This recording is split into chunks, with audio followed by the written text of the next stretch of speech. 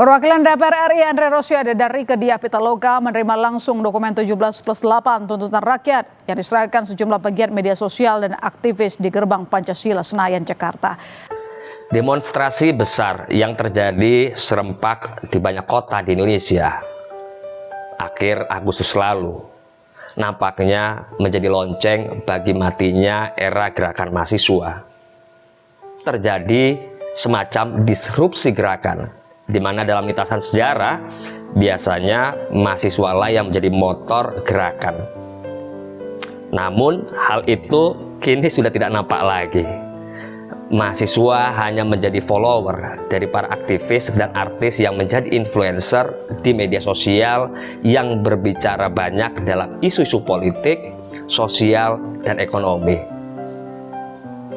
Mahasiswa yang tergabung dalam organisasi kemahasiswaan hanya menari mengikuti irama yang didendangkan oleh para influencer. Mengapa hal ini terjadi?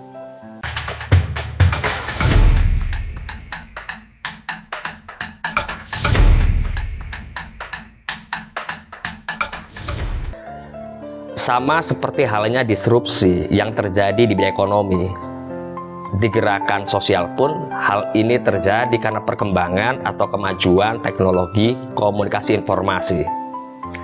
Diskusi berjam-jam yang biasanya terjadi di ruang kelas, aula, atau kantin kampus telah digantikan dengan perdebatan pendek melalui kolom komentar dengan cakupan audiens yang jauh lebih luas di ruang publik virtual, membuat pembahasan menjadi lebih efisien.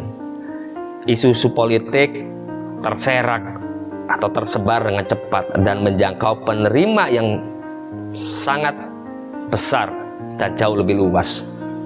Setiap individu yang berinteraksi masuk menjadi bagian dari apa yang disebut sebagai network society yang terbentuk secara cair, di mana individu bisa secara bebas berinteraksi dengan siapapun dengan berbagai sumber.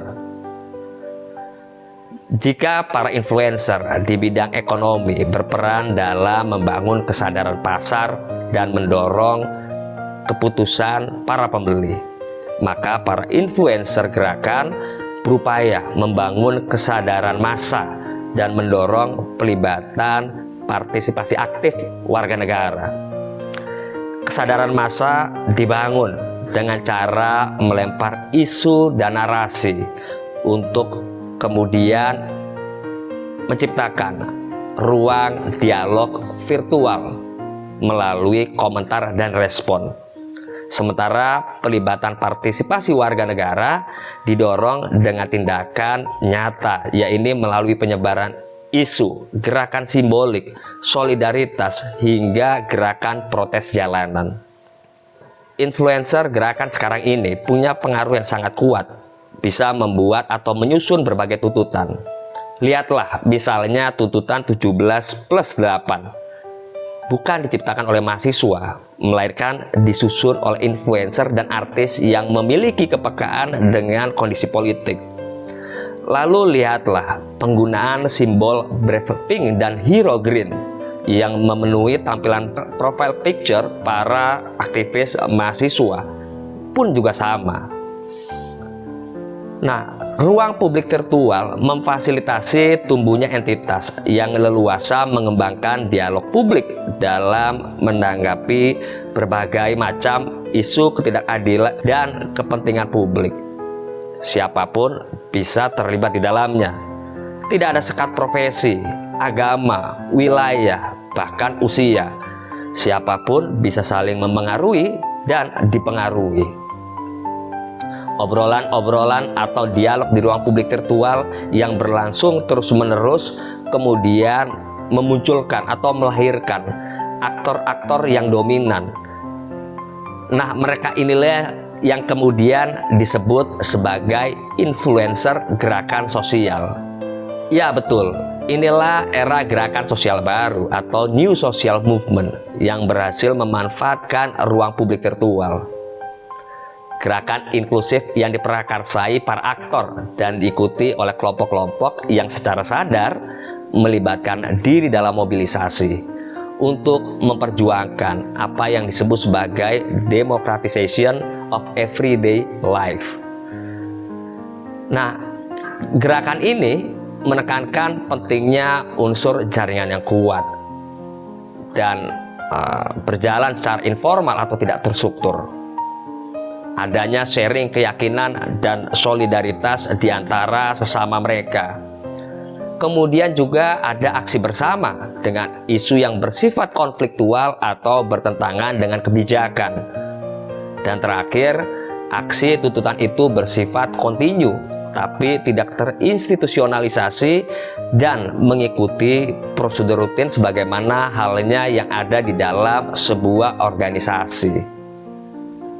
Oleh karena itulah, dengan model seperti yang tadi saya sampaikan, gerakan sosial di akhir Agustus lalu menurut saya menemukan momentumnya, terutama setelah di-trigger oleh pernyataan dan kelakuan konyol beberapa anggota DPR dan arogansi Bupati Pati beberapa waktu sebelumnya. Gerakan yang merefleksikan akumulasi kekecewaan publik atas tindakan para pejabatnya yang selama ini dianggap lebih mengedepankan praktek demokrasi prosedural dibanding demokrasi substansial.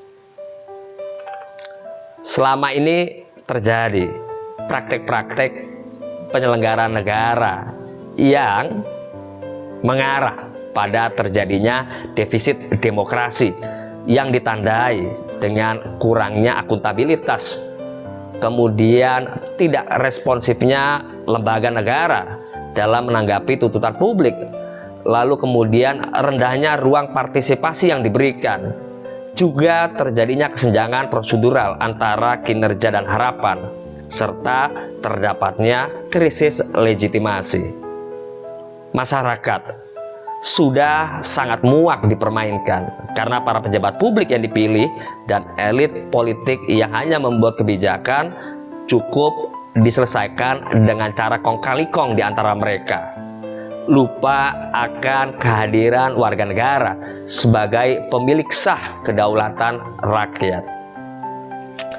Hal ini misalnya terlihat dari beberapa produk perundangan yang dianggap sama sekali mengabaikan tuntutan dan partisipasi publik, seperti Undang-Undang Cipta Kerja atau Omnibus Law. Kemudian juga ada Undang-Undang IKN, Undang-Undang KPK, Undang-Undang Minerba, dan Undang-Undang Mahkamah Konstitusi.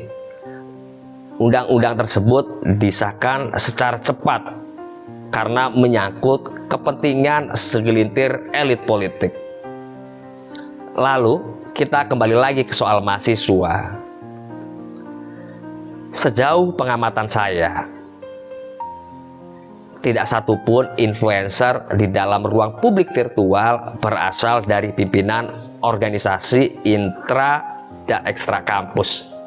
Tidak muncul aktor atau tokoh gerakan sebagaimana yang pernah terjadi di tahun 1966, 74, 78, ataupun 98. Gerakan sosial di Indonesia dengan sendirinya telah terdisrupsi dan fakta bahwa mahasiswa bukan lagi motor utamanya, melainkan mereka hanyalah salah satu bagian saja dari kelompok penekan dalam gerakan sosial, bukan?